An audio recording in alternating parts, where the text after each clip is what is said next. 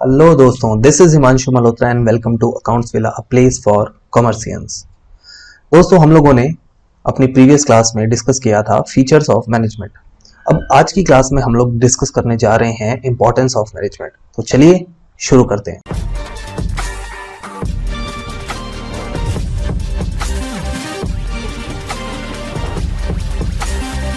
देखिए दोस्तों, इस टॉपिक के अंदर हम लोग डिस्कस कर चुके हैं मैनेजमेंट के concept, characteristics of management, objectives of management. अब आज की क्लास में हम लोग डिस्कस करने जा रहे हैं इंपॉर्टेंस ऑफ मैनेजमेंट। तो अगर आपने ये प्रीवियस टॉपिक्स नहीं देखे तो डिस्क्रिप्शन में आपको उसका लिंक मिल जाएगा, तो वहां से आप लोग ये टॉपिक देख सकते हैं। चलिए आज का टॉपिक शुरू करते हैं। आज का टॉपिक है इंपॉर्टेंस ऑफ मैनेजमेंट। मैनेजमेंट किसी भी बिजनेस के लिए क्यों जरूरी है? क्यों जरूरी है मैनेजमेंट? हर जगह मैनेजमेंट हम लोगों ने पढ़ा था मैनेजमेंट की कैरेक्टरिस्टिक्स में। मैनेजमेंट इज परवेसिव, मैनेजमेंट हर जगह है। तो मैनेजमेंट इतनी ज्यादा जरूरी क्यों है? अब हम ये पढ़ने जा रहे हैं, इंपॉर्टेंस पढ़ने जा रहे हैं। तो सबसे पहले, management helps in achieving group goals. Management group goals को अचीव करने में मदद करती है। अब ग्रुप गोल्स का मतलब क्या है? मैनेजमेंट ऑर्गेनाइजेशन के अंदर जो डिफरेंट एम्प्लॉयज काम कर रहे हैं, जो डिफरेंट इंडिविजुअल्स काम कर रहे हैं, उन सब के एफर्ट्स को इकट्ठा करती है और उन सब के एफर्ट्स को मूव करती है टुवर्ड्स अचीविंग द ऑर्गेनाइजेशन गोल। तो इससे ऑर्गेनाइजेशन का गोल भी अचीव होता है और एम्प्लॉयज का गोल भी अचीव होता है। That means common goal achieve हो जाता है। तो management helps in achieving group goals. हमारे ऑर्गेनाइजेशन में जो भी है, सबके इंडिविजुअल और कलेक्टिवली ग्रुप गोल्स को अचीव करने में मैनेजमेंट हेल्प करता है। अब नेक्स्ट इंपॉर्टेंस की बात करते हैं। Next importance is management increase efficiency. अब एफिशिएंसी का मतलब क्या होता है? हम लोगों ने मैनेजमेंट की डेफिनेशन में पढ़ा था, management is a process of getting things done efficiently and effectively. तो एफिशिएंसी का मतलब होता है रिसोर्सेज की saving, utilisation of resources, minimum resources से मैक्सिमम आउटपुट देना, कॉस्ट सेव करना। तो मैनेजमेंट क्या करती है? मैनेजमेंट रिसोर्सेज का अलोकेशन इस तरीके से करती है, रिसोर्सेज को इस तरीके से डिवाइड करती है कि उनकी सेविंग हो जाती है। एफिशिएंसी और ओवरऑल जो एम्प्लॉयज बिजनेस के अंदर काम कर रहे हैं उनकी एफिशिएंसी बढ़ती है। इससे क्या होता है? यूटिलाइजेशन ऑफ रिसोर्सेज होते हैं, such as man, machinery, material and money. अब यहाँ पे इसका क्या मतलब है? ऑर्गेनाइजेशन के अंदर काम करने वाले लोग, मशीनरीज, पावर कंजम्पशन, मटेरियल और पैसा, इन सब की सेविंग्स होती है, इन सब का प्रॉपर यूटिलाइजेशन होता है। तो ये एक इंपॉर्टेंस है मैनेजमेंट की। मैनेजमेंट ओवरऑल एफिशिएंसी इंक्रीज करती है, वर्किंग एफिशिएंसी को इंक्रीज करती है। नेक्स्ट इंपॉर्टेंस के ऊपर आते हैं। Management creates a dynamic organisation. Dynamic का मतलब क्या है? डायनामिक का मतलब है ऐसा ऑर्गेनाइजेशन जो चेंजेस को एक्सेप्ट कर सके, अडॉप्ट कर सके। मैनेजमेंट मोटिवेट करती है जितने भी एम्प्लॉयज हैं कि वो न्यू चेंजेस को एक्सेप्ट करें, अडेप्टेशन ऑफ न्यू चेंजेस। जैसे एक छोटा सा एग्जांपल लेते हैं।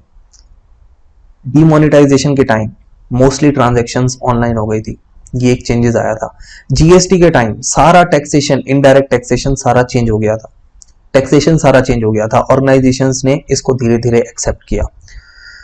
पुराने टाइम पे जब कंप्यूटर्स नहीं थे और कंप्यूटर्स आए थे तो काफी लोगों ने स्ट्राइक की थी और धीरे धीरे करके पहले सारा कुछ टाइपराइटर्स और कार्बन कॉपीज इन सब के थ्रू हुआ करता था, सब कुछ पेपर पे हुआ करता था, मैन्युअली हुआ करता था। लेकिन जब कंप्यूटर्स आए तो धीरे धीरे ऑर्गेनाइजेशंस ने इस चेंजेस को एक्सेप्ट करना स्टार्ट किया और आज के टाइम पे सब कुछ कंप्यूटराइज है, सब कुछ ऑनलाइन है, मोस्टली ट्रांजैक्शंस ऑनलाइन होती हैं।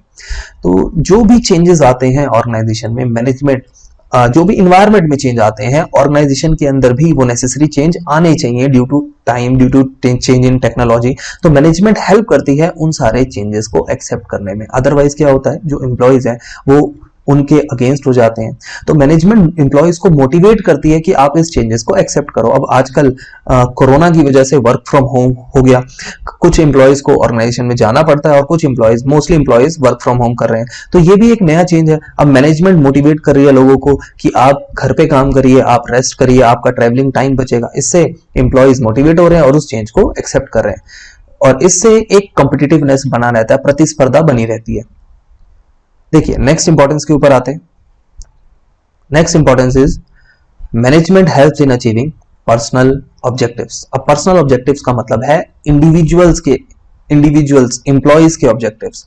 हमारा मैनेजमेंट जो है ऑर्गेनाइजेशन के गोल को अचीव करने में तो मदद करता ही है, साथ साथ जो इंडिविजुअल है, जो पर्सोनल है, वहां पे काम कर रहे हैं, उनके गोल्स को भी अचीव करने में हेल्प करता है।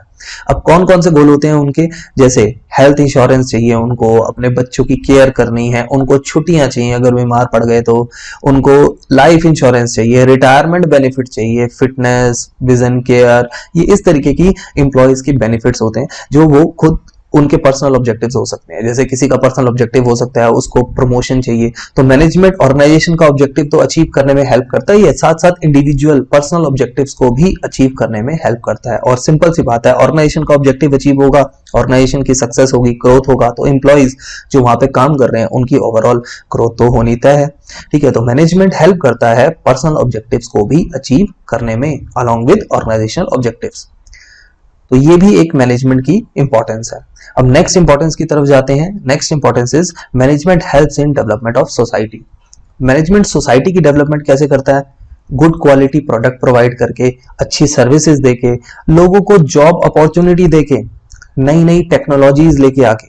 अब आप खुद सोचिए, फॉरेन में कंप्यूटर्स हुआ करते थे, इंडिया में नहीं होते थे, तो ये कंपनियां ही तो हैं जो इंडिया में कंप्यूटर लेके आई।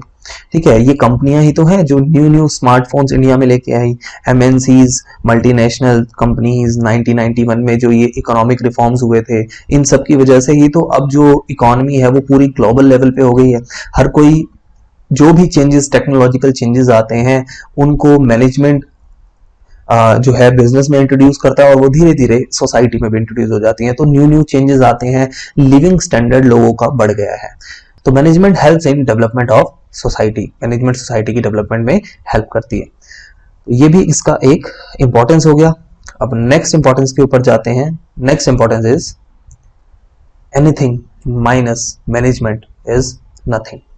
तो अगर मैं ओवरऑल इन सारे इंपॉर्टेंस को कंक्लूड करूं,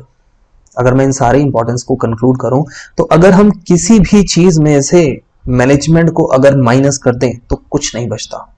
अगर हम किसी भी चीज में से मैनेजमेंट को रिमूव कर देंगे तो कुछ नहीं बचेगा। मैनेजमेंट हर एक चीज के लिए जरूरी है, चाहे वो ऑर्गेनाइजेशन हो, चाहे वो हम लोग हो, हर किसी को मैनेजमेंट की जरूरत है सक्सेस अचीव करने के लिए। तो अगर हम किसी में से भी anything minus management is nothing.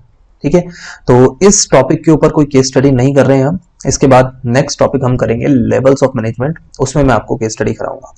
ठीक है, अगर आपकी कोई क्वेरी होती है तो मैं आपको इंस्टाग्राम पे मिल जाऊंगा, डिस्क्रिप्शन में लिंक है उसका, और ये नोट्स आपको मेरे टेलीग्राम चैनल पे मिल जाएंगे, उसका भी लिंक मैं डिस्क्रिप्शन में दे रहा हूँ। ठीक है जी, तो फिर मिलते हैं नेक्स्ट वीडियो में। तब तक के लिए tata bye bye, see you. और हाँ, जीतेगा वही जो सीखेगा, तो सीखते रहिए और जीतते रहिए। Bye bye.